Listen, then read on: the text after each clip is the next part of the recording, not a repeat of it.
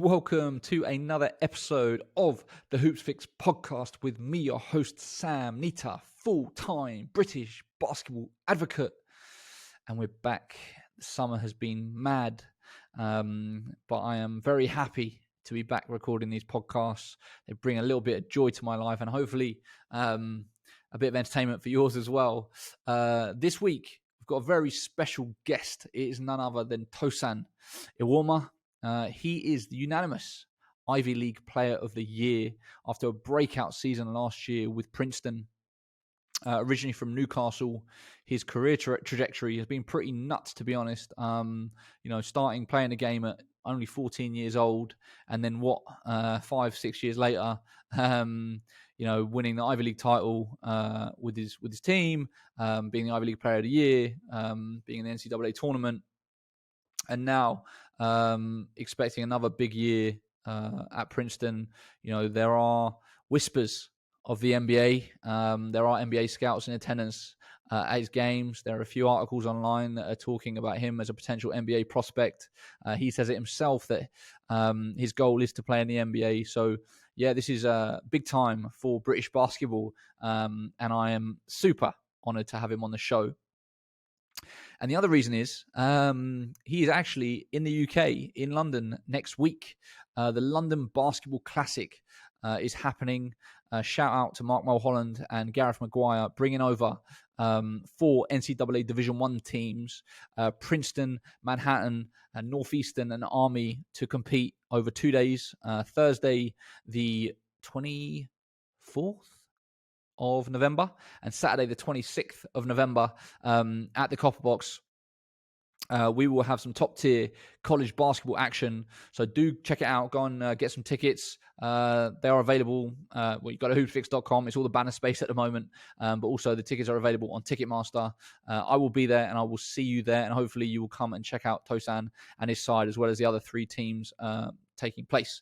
Before we get into this week's show, as always, I've got to shout out our Patreon account. If you like what we do, if you believe in what we do, if you support what we do, please check out patreon.com/Hoopsfix, patreon.com/HOOPSFIX. There you can sign up to give us a monthly or annual contribution or of as much or as little as you would like. It goes a long way into helping fund the work that we're trying to do. A couple of quid a month, I'm sure you won't even notice leaving your account, but it does make a big difference. If everyone that visited our website, that listened to our podcasts, did that, we would be in a much stronger financial position. So please go and check it out and please consider supporting us at patreon.com/Hoopsfix. As always, I would love to hear your feedback. Let me know what you think. You can reach out to me on every single social media platform at Hoopsfix. If you're watching on YouTube, you can leave a comment below. If you're listening, if you want some one-on-one interaction, you can email me on sam@hoopsfix.com. I make a point of replying to every single one, so you will not be ignored. Anyway, that is enough from me. Here is this week's show with me and Tosan Evbuomwan.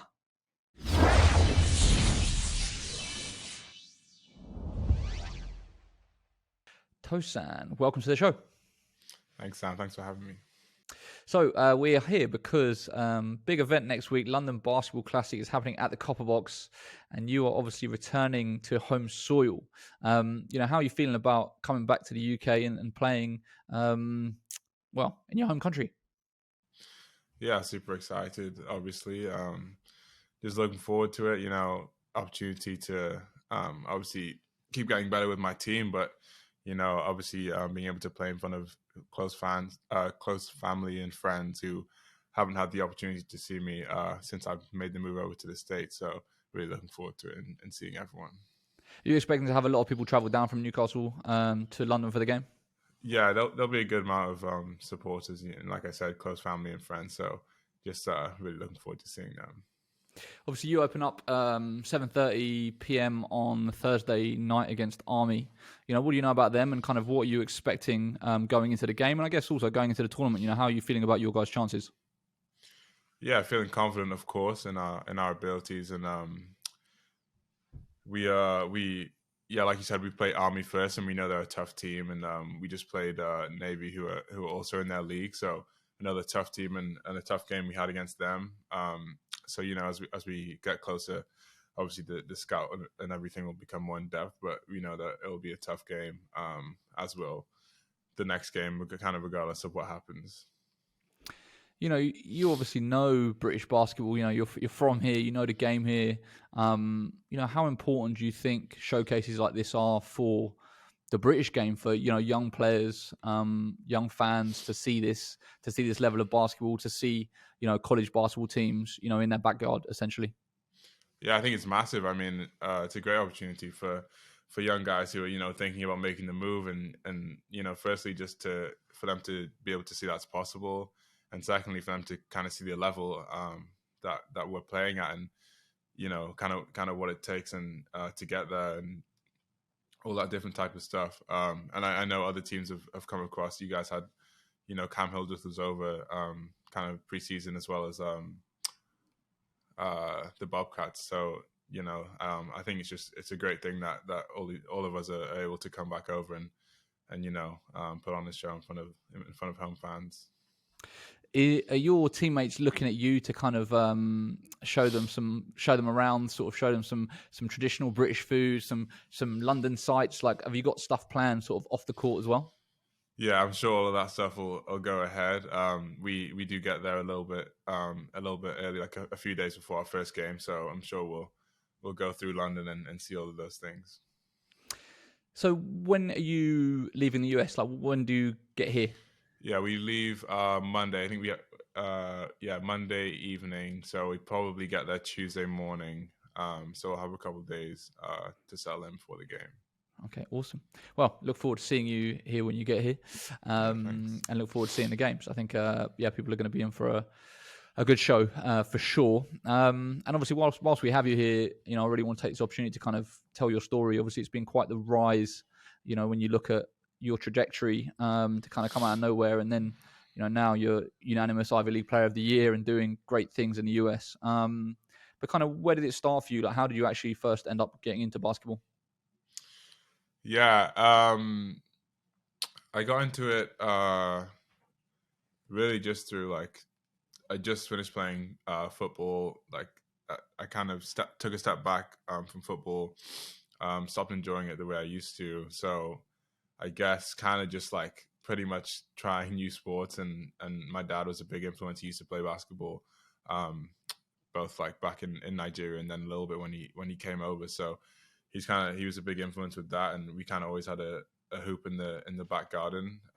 Although didn't get as much use as the football goal when I was younger, but kind of during that transition, obviously got more and more use, and that's kind of how it started. Just kind of messing around with friends, and then for a little bit until I started playing competitively in Newcastle. What did you like about it, and what made you end up sort of, because you were a pretty decent football player as well, right? What made you end up sort of giving up football, I guess, and taking on basketball a bit more seriously? Yeah, I think for me, it's just, especially at the age I was at, it was just all about enjoyment, and I just lost a little bit of that. And I think I was just young, and there was a lot of pressure on me at the time, and on players in a similar situation. So just kind of fell out of love a little bit with the game. And for me, if that happens, it's kind of it's an easy solution. Just take a step back. And my parents were very supportive of that. There was never any pressure to keep going or anything. So that was kind of what went into that decision. And then basketball, just fell in love with it pretty quickly. Found myself playing all the time, and it was just a great thing to do with friends. I'm obviously super competitive, so that was kind of another outlet for that as well. And yeah, I just fell in love with the game pretty quickly. So how did you end up getting involved with the Newcastle Eagles junior program? So the first club team I played for in CVL was Griffins, Newcastle East Griffins, and they kind of have a pathway to, or they work very closely with the Newcastle Eagles. So just kind of playing that. I think I only played half a season maybe in CVL, but there's some crossover with coaches and things like that. So they were kind of able to get eyes on me, and there was definitely a pathway through that.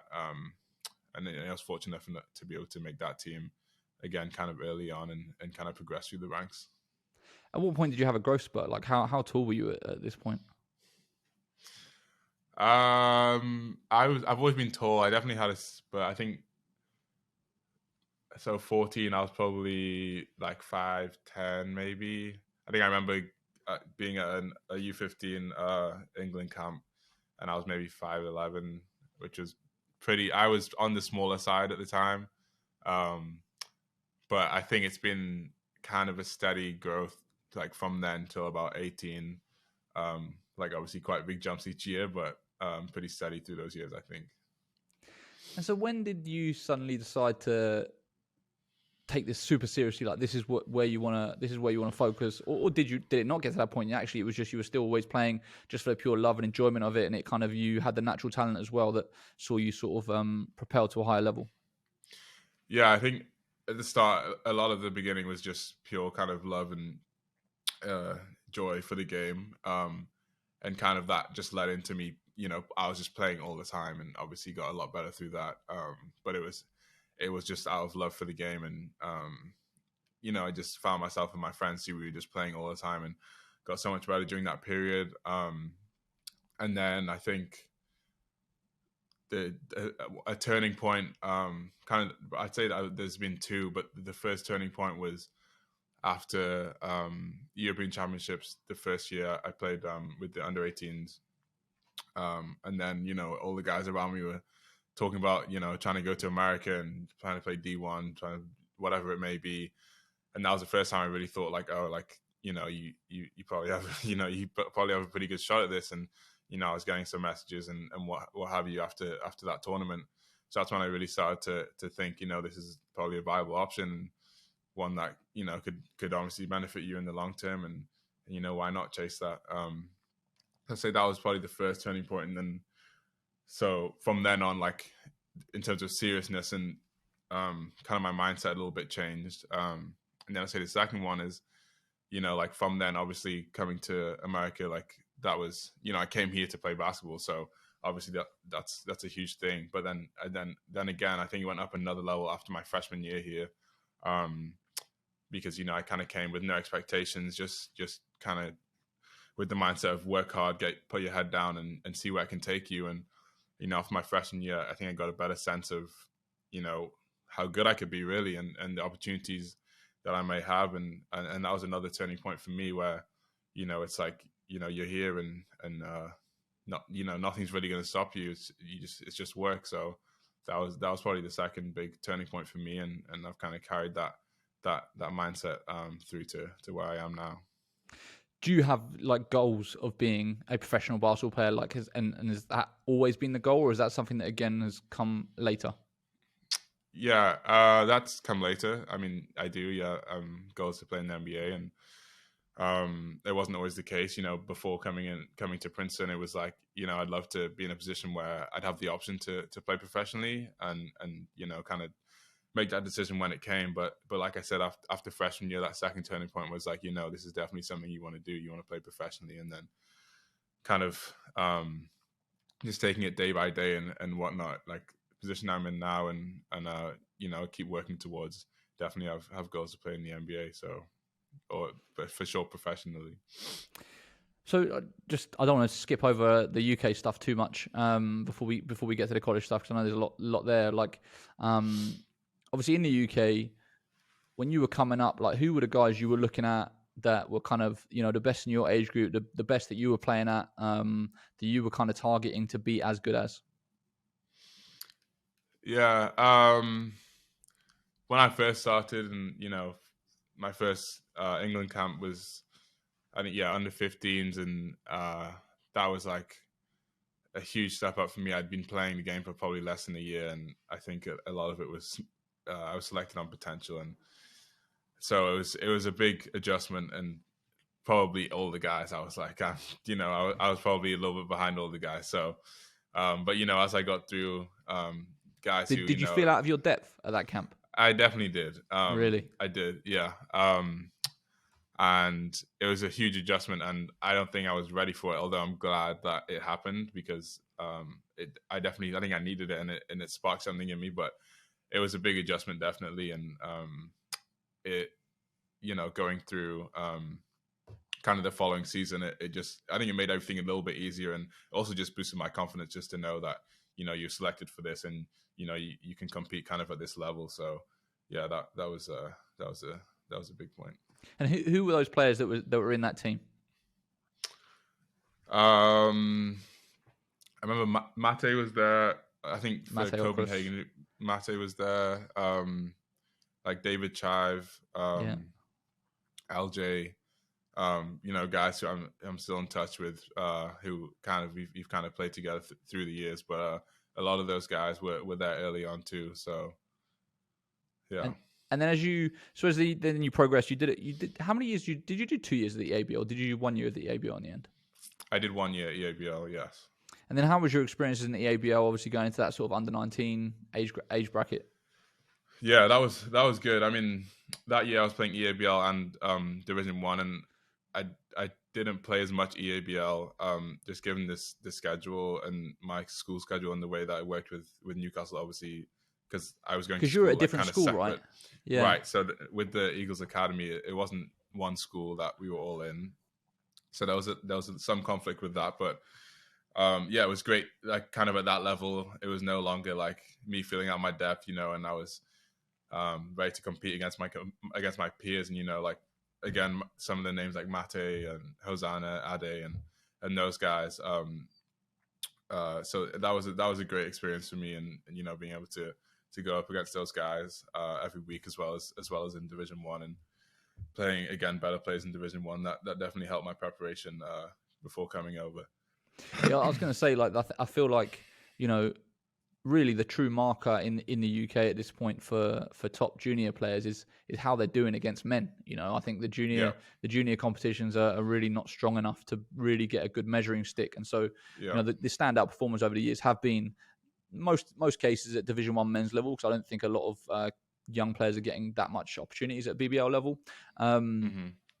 And I think that year with Newcastle University, you obviously put up really decent numbers, and I think that was kind of a point where everyone was like, wow, this Tosan kid is serious. Like, heading over to the States, like, you've obviously now done a year playing against semi-pros, essentially like a Division 1 men's level. Right, how much do you think that helped with the preparation, and what would you say were the biggest factors in helping your growth and development by playing in Division 1?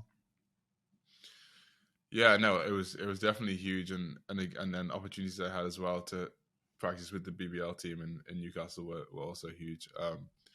I think above all, confidence, like just knowing that you can play at a high level and play with men. You guys in that league, ex Division 1, ex Division 2, ex Division 3 players. So being able to compete with them and excel in that league is a great confidence booster. Before coming over. So I think that's just the main thing. And then I was fortunate enough to be in a situation where I was pretty much playing point guard for that team, which helped a lot of the skills, which I've developed today. And just being able to see the game and read the game with good teammates around me, it definitely helped massively with where I am. You did 2 summers with the GB U18s. I think both were in Division A, actually, I think, with your group. How much of a step up was that? Like, how did you feel that level of competition was compared to what you'd been used to in England? Yeah, it's a different beast. It's a different beast. I mean, especially that first year. Again, I didn't play as much as the second year, and I was still pretty new to the game, and so that was a big shock, but in a good way. Like, just to see the high level of competition in Europe, in Division A. And again, just to be able to compare, standing back home to how it was over there, and then particularly that second year was a great year for me personally. Just having a much bigger role in that team, and being able to compete with the guys next to me, and we managed to finish, I think, top 8 in both of them, and in a pretty good campaign. So yeah. When you look at the powerhouses of Europe, the teams that you played against in Division A, and you compare them to kind of, I guess, the equivalent age group in the UK, you and your teammates, do you feel like, well, what do you feel are the big differences? What do you think is preventing, GB from being a top 4 team in Division A every single year? When you're playing against teams, what do you notice that maybe surprises you or catches you off, where you're like, wow, like, this is a different level. This isn't what we're used to or what we kind of have in England. Yeah. I think it's clear every year that athletically we're were up there. I think there's a skill gap, and I think those guys often play together. Have been playing together for a number of years, and I think the skill gap's pretty clear. Just literally passing, shooting, dribbling, and IQ. Just having played the game more, probably at a high level, like in their home countries as well. Each team kind of seemed to have a couple guys who were 16, 17, 18, but had experience playing professionally already. And I think that's definitely a huge factor. And then again, like something which seems to come up with, Jeremy Sohan quite often is the preparation. And I think it's very true. Like these guys have a lot better preparation ultimately than we do going into these tournaments. And it's not necessarily an excuse. Like, we kind of, you play with what you're given and you play your heart out. But I think at the end of the day, there's something there which needs to be looked at in terms of preparation and the way that we do so for these tournaments. Do you have frustrations around British basketball now that you've done? You've been in the States for 3 years. Is it 3 years now total? Yeah, going on 4 now. Yeah, going on 4 years. And you obviously, I mean, it's I always say it's super hard to compare the US to the UK because obviously the US in sports is a different beast. Financially, resources, all that stuff. Right. But that said, when you look at the UK and kind of what you experienced here, like what would you say were your biggest frustrations, or things that potentially kind of, I guess, held you back from accelerating your development in ways that you might have wanted to if things had been different? Yeah, I think it's a difficult one to answer because of pretty much all the things you just said about, resources, and America is just a different beast with all that stuff. But just the level of, I guess it is kind of resources, but just support, resources, all those different things. Like over here is just completely different. And, the way that I've been able to work on my game here has transformed me as a player. Like, and it wasn't the case that it wasn't that I wasn't working hard back home. Again, you work with what you have, but, like middle school gyms have shooting guns here, and there's not one in the north of England that I'm aware of, or certainly not where I was. Like court time is tough to get. One-on-one coaching, like guys here have individual trainers from the age of 6, 7. You know what I mean? Like it's just tough, I think, and it's tough to compare, I think. But I think like from an individual level, these guys have just started early and they're doing more when they're younger. And then from a team standpoint, I think again, like there's some great coaches in the UK, but I think the kind of the base level is obviously high over here. And again, it's different, like you said, with all those things that go into it. So I think it's tough to say, but yeah, those are important things, I think.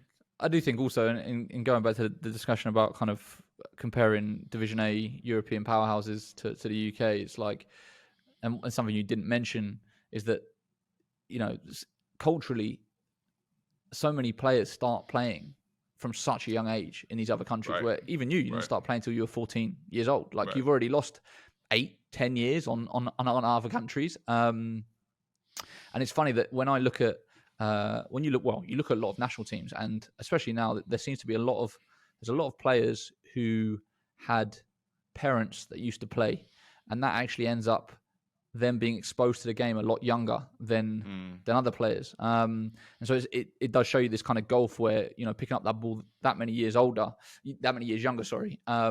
does make such a difference. But I think that there needs to be those opportunities to play. And right now, if you're a parent and you've got a 5-year-old kid, 6-year-old kid, and you want them to play basketball, like where are you going to take them? Like what club is there that does that much provision? Like there just really isn't that many opportunities.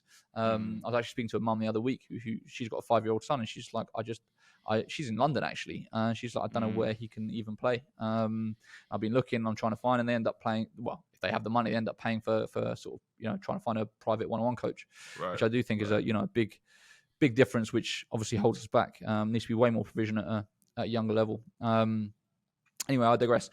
The recruiting process, like you obviously, I've read a few different stories, but it seems like, Princeton ended up happening because of an email sent from either you or your coach to them, as opposed to them coming for you first. Like, how did the sort of the transfer to college happen? Were you talking to other schools? Like, kind of talk us through how it all went down. Yeah. So again, it was really after that European Championships. The first one, I was starting to get kind of some interest, and I think the main thing seemed to be guys in America were kind of saying, you should look into doing a prep year. And for me, it's not something I really wanted to do, to be honest. Why not? I just felt like, well, in honesty, I didn't have as much information about it as I did now. Like, in hindsight, it wouldn't be something which I'd be completely against. But at the time, I just felt like I was either ready to go and play at that level, at Division I level in the US, or I wasn't. And I was pretty okay with if I wasn't at the time, and staying in the UK and studying in the UK and still playing. Now I look back and I'm like, that would have been a silly move, given what I know now and where I am now. But again, it was that was before that, kind of the turning point, which I mentioned in terms of, taking it to another level in terms of, seriousness and all that type of thing. So for me, it was very important that wherever I went, whether it be in the UK or the US, it was a good place academically, because, that's always been important for me. So, my dad and I and my coach, Ian McLeod, at the time, kind of sat down, and there was a number of schools we reached out to. He sent the email on my behalf, kind of just with my basketball and academic resume. And I heard back from some, and Princeton was one of them. And that's kind of how it started, and started that line of communication. They, associate head coach Brett McConnell came to see me play in England. Was not a great showing for me, but he came to see me, and that's, it just developed from there. I ended up visiting, and kind of on my visit, I knew that Princeton was the place for me. So what happened on his visit to the UK? Like, when you say it wasn't your best showing, what was the stat line? What happened? We played Charnwood at their place, and I think they won that year, and we didn't have a great team. So, we went to Charnwood. The halftime, I think we were down like 35, 40 points. Ended up losing the game, like close to 60. I also didn't have a great game. I think probably I had like 8 points. Like, can't really remember my stat line, but I just remember after the game, like, oh no, like, you blew it, like, whatever. Like, I guess it was like, move on, like, you blew it. That's kind of the end of it with them. But, I had a conversation with the coach after, and to my surprise, he was still pretty interested, and kind of talking about next steps and me coming on a visit. And I was like, oh, sick. Okay, sweet. So I guess I didn't blow it, but so that's a story that he tells all the time still. So yeah, it's pretty funny. But did you go on any other visits? No, I ended up just visiting Princeton, Really? just because I just kind of knew when I got here, and just the coaching staff, my teammates, like the campus, the facilities, and again, it was a place like Princeton, or really Princeton specifically, is exactly what I was looking for in terms of high academics, high basketball, like in terms of the level, and you don't really have to sacrifice either at this place. So it was pretty much the perfect situation, to be honest with you, and I was just very fortunate to have been able to find that pretty early on in my search. Although in kind of US terms, it was a super late commitment. So just very fortunate. What was it like for you, coming over from England, knowing the facilities that we have in England, knowing the level of resource we have in England, and on that visit, I know that when I've visited, a few different Division I schools, I'm always just blown away by the setup. And even today, when you join the call, I was like, "Where are you? You're in some, broadcasting studio. There's there for the athletics. Like, kind of, can you talk about your first impressions of the facilities and the campus, and I guess what it's like to actually, be a student athlete on campus?" Yeah, probably similar to you, like taken aback. It's just like a different level, and it's people might expect it. Like basketball's way bigger in the US, but for football, like the facilities are kind of off the charts. It's kind of just the sports in general, and college sports is such a big deal over here. That the facility is just amazing, and the resources that we have access to, and it's just it is a different beast, and just very fortunate again to be in this position and have access to all of this stuff. And like balancing the academics again, like it can be challenging, and especially at a place like this. But you kind of get used to it as you go through, and your teammates are all going through the same thing as you, as well as the large number of other athletes on this campus, and there's a lot of people kind of around you who are willing to help and want to help and see you succeed. So at the end of the day, it's super worth it, and a pretty good decision, I think. How are you finding, obviously you're in an Ivy League school. We all know that to be at an Ivy League school, you've got to be pretty decent academically anyway. How have you found the academic side of things? Do you feel like, compared to, I'm sure that you speak to other British guys that are other Division 1 schools outside of the Ivy League, do you feel like your academic load is a lot different to theirs? Is it a lot more challenging than theirs? Like kind of how are you finding it, and how are you sort of balancing it? Yeah. I think it is challenging, and I think the main thing is the workload and the speed at which they go through things. That it's kind of a big step up from high school, whether it be in the US or the UK, and then some other schools as well, definitely. But like I said, you kind of get used to it, and I think time management is just the most important thing. It's the most important skill, and if you begin to get good at that, then everything else it just helps everything else out, really. And it's definitely, although it's challenging, I think it's definitely not as bad as you kind of think it is going into it. Like you're like I'm going to an Ivy League, I'm going to be studying 24 hours. Like it's not to that extent, although there's definitely times which is worse than others. So Ooh, and what's your major? Economics. And then I had a quick look at your LinkedIn before we jumped into this call, and I seen you'd been doing a sort of couple of placements with one with a private equity firm, and doing an internship as sort of an analyst. Is that kind of like, if you were to not be involved with basketball, do you feel like the finance route is where you would end up, focusing on? Yeah, I think so at this stage. And then probably when the ball stops bouncing, I think that'll probably be something I get into. That's something about this place. They kind of help a lot with setting you up with internships, and just the alumni network is insane, and insane here, and just all those opportunities that we kind of have at our disposal. So yeah, I've had a few internships, and I had one this past summer, which was great with an alumni who's still pretty close with the team, called John Rogers.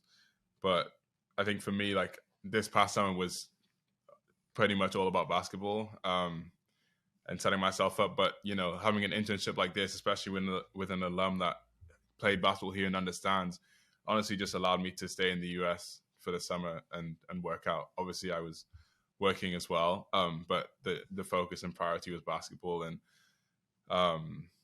we've already talked about the facilities and everything that comes with it. So for me, it was super important to be able to do that kind of for this summer, rather than spending the summer in the UK. That on the court transition, we've spoken about off court, but the on court transition from the UK to the US, when you first got on a practice floor, started scrimmaging against your teammates and stuff, was there anything that really stood out as big surprises? Like, how did you find it? Or did you actually, obviously I know you started 19 games as a freshman or whatever it was. So it clearly was easier for you than some.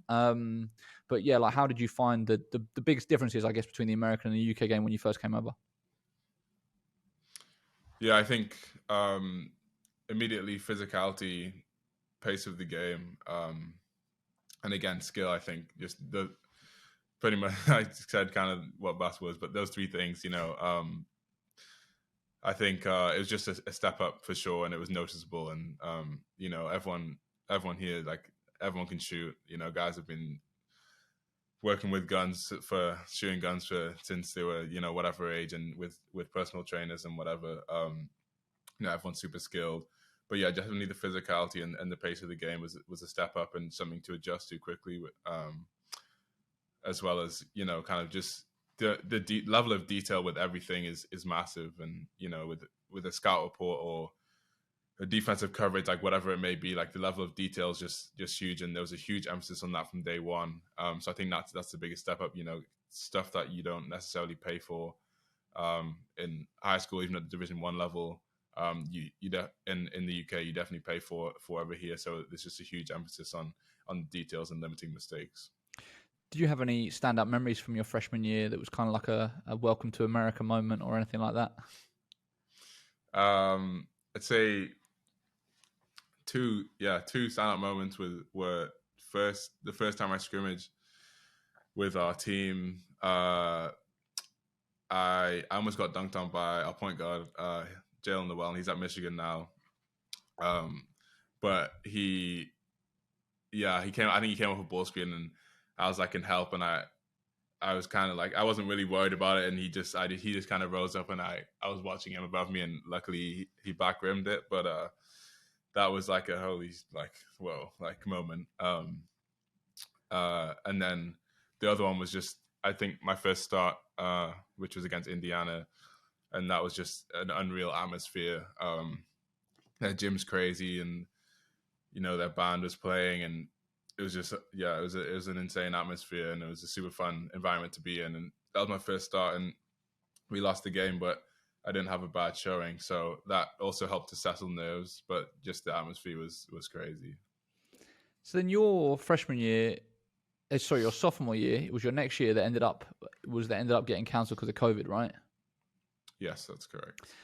How difficult was that for you? Like, you know, obviously some leagues ended up picking up at the end of like halfway through the season in January or whatever. But the Ivy League decided that it was going to cancel the entire season. I think you ended up actually back in the UK, because I remember we did a little interview about sort of the issues of trying to get back out there and visas and all this kind of stuff when everything was being shut down at the embassies. But yeah, like kind of, I guess go through your memories of sort of what happened during COVID. You know, when you realized this was going to be a bit of a serious thing, and then I guess when you found out also that, you know, your sophomore year essentially was going to be a write-off. Yeah, you know, COVID was tough, as it was for everybody. And I think kind of the main thing which was tough to watch was every other Division 1 conference playing basketball that season other than us. You know, we just sitting at home, like you said, watching the games on TV, and we just weren't a part of it. And, you know, watching the tournament and all that stuff, and we just weren't a part of it. We never had the opportunity to play. So it was tough, but, you know, you get over it and you do what you can. And for me, the school, we weren't allowed on campus that first semester, so the first half of the year. So I was at home in Newcastle. And again, fortunate enough to practice with the Newcastle Eagles, the BBL team, and actually helped me a great deal. Just again, it allowed me to get into the gym a lot, and obviously with practice as well. And I was just competing, you know, every day with those guys. They're all pros, and I think the main thing for me, like, again, that was another point in time where it just allowed my confidence to be boosted, and, you know, the fact that I was, you know, competing with these guys, like holding my own against these guys, you know, all pros that had pretty much played D1 previously, just gave me a great deal of confidence going back into the season next year. And then as well, the second half of that year, I did go back to campus. We were allowed back, and although we didn't play any games, we could practice. The guys who decided to come back for that half a year. So I ended up, you know, just being a great opportunity, being at home, had online school, but I was also able to, you know, play with the BBL team and you know, stay in shape, like keep working on my game and all that stuff during that time. So yeah, I think we need to probably give Newcastle Eagles some credit, seeing as you know, everyone's finds it quite easy to pile on BBL clubs all the time for their lack of whatever it might be. But obviously in this situation, I think in your case have been super helpful. So yeah, credit to them. So then does that mean that was it the thing is, COVID messes me up because those 2 years ends up all getting merged into one. So that means was last season your season back after the season being cancelled? Yes. So last season was my junior year, but technically my second season playing. Yeah, it was the first year back. Mad. Wow, so basically you went from your freshman year where, you know, your numbers were okay. I think I've got them here somewhere. It was 4 points, 2 rebounds, 1 assist roughly. You have a year out. Like that, yeah. You come back, and you're unanimous Ivy League Player of the Year. Like, that's a mad jump. Like, that is a mad jump. Yeah. You know, what do you attribute that to? Like, how did that happen? Yeah, I think for a lot of people, obviously it came out of the blue and it's a huge jump. I think for me, like it's just the work I put in every day, and you know the great coaching staff and teammates I have around me. You know, whether it be in Newcastle, whether it be here, like that COVID year, like I said, helped me a lot. And whilst I was in Newcastle, I was able to still train and things like that. And then coming back over the second half of the year, we had essentially that half a year of practice and great teammates and coaching staff and resources around me that are just, you know, steady development of my game and just kept improving. And, you know, confidence also, you know, kept improving and all those things kind of went into it. And then the team that I had last year was unbelievable. Like the teammates I had around me and guys, I just made it, you know, so much easier on the floor and off the floor too. So just credit to the people around me really, and you know, just the work that I've put in over the past couple of years. What were your expectations going into the season? Like, did you have any, like, if I told you at the start of the season, this is how your season's going to pan out, you're going to be, you know, you're going to win the regular season title, you're going to go to the NCAA tournament, you're going to be Ivy League Player of the Year, would you have believed that? Like, did you have that belief in yourself heading into the season, or did it actually come as a bit of a surprise to you as well? I had a lot of belief in myself. I didn't have, so for the goal that we always have each year is to win the league. So that's my, you know, focus. Like we're going to win the league. We fell short of going to the tournament last year, but you know, we're going to win the league. We're going to win the Ivy tournament. And we're going to go to the NCAA tournament. So that's kind of what it is every year. But then, you know, individual goals, like I kind of had set out after my freshman year, kind of goals, to, you know, as progression through the years. And that sophomore year, had we have played, I think my goal was to be on an all Ivy team, whether it be first or second. So I was like, okay, you've now missed a year. Like now you're gonna have to skip that year now. Like, you know, so I think going into it, the mindset was win. Like team needs to win, but you know, individually, like I think you're capable of being a first team all Ivy player. So that was my individual goal going into it. I ended up winning Player of the Year, which was great, obviously. So yeah, that was kind of my mindset going into it. What was your favorite memory from last season? Favorite memory, definitely winning the regular season. Hitting the game-winning layup. Yes, that was to clinch the shirt actually. So I think it was the game after we clinched outright. Okay, yeah, that's right. Yeah, you're right. Yeah. That game against Harvard did kind of seal at least a share of it. So yeah, that was a huge moment, obviously, and then the game against Penn after too, where we played incredibly as a team. I think we had like 2 turnovers on the game, and it was just an unreal team performance. So then, coming into this year, what are your expectations of yourself? Like, you know, I'm sure that you're going to say that your expectations as a team is to win again. So removing that from the picture, for your own individual goals, like what are you expecting from yourself? What do you want from yourself?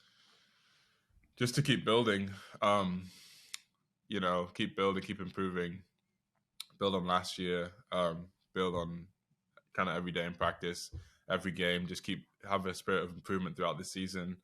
You know, obviously I want to win Ivy League Player of the Year as well. I want to win Defensive Player of the Year as well. Those are individual goals, and it all kind of lead up into, you know, what I mentioned earlier is, you know, wanting to play at the highest level. So that, yeah, that's to keep it short. That's kind of what they are, but it's really just a, you know, an effort, an everyday like kind of effort, and again with my coaches and my teammates, just something that we build every day to help each other and bring the best out of each other. that's the kind of environment that we have over here. Awesome. So we're going to start wrapping it up. I want to fire some quick fire questions your way. Okay. But the questions are quick. It doesn't mean the answers have to be quick. It's up to you how long or short you want to make them. But starting with the best British player you've ever played against, who and why?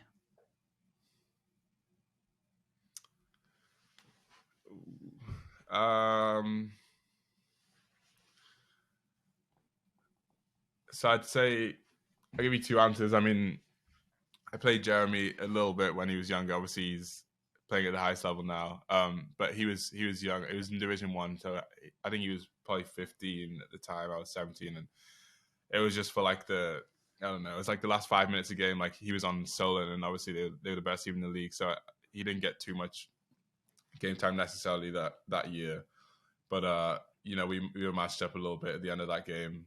But then I'd say like during when I played them, probably Mike and number. I'd say when he was playing with Magic still, he was probably the best British player I played against in my youth days. Yeah. Who's your favorite coach you've played for? Favorite coach? I mean, definitely Ian McLeod has helped me a lot in my younger days. But also I'd say Alan Keane. Fortunate enough to have those two in the coaching staff when I played for GB both times. So yeah, a combination of those two. What is your favorite basketball memory so far? Probably last season, winning the regular season, and then also being awarded Ivy League Player of the Year, definitely. Your most challenging basketball moment?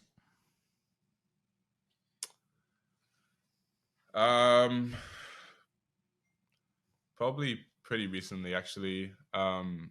This past off season, gone through quite a bit with injuries and what have you. So probably kind of from mid last season to where I am now, probably just injuries and things that I can't really control. If you had some advice for a young 12-year-old, 13-year-old British player that's looking at you and says, I want to get a scholarship to the States and play in the US and sort of do the things that you're doing now, what advice would you give to them? I mean, I'd say it's possible. And it's just having the willingness and the desire to work, I think. Set little goals for yourself that lead into the big goal. It can be hard, and you can lose sight of it if you don't set little goals along the way, I think, to help with whatever you want to achieve. But I think it's just being willing to outwork everybody else, and over time you'll get to where you want to go. And then finally, 5 years from now, if I was to ask you, where do you see yourself? Where do you want to be? What do you want to be doing? What is the goal? Like, what would you say? Yeah, definitely still playing in the NBA. That's the goal 5 years from now. Perfect. That's a perfect place to wrap it up. Tosan, thank you so much. You've been an absolute gent. And I will see you next week in London. Looking forward to it. Thanks very much, Sam. Thanks for having me.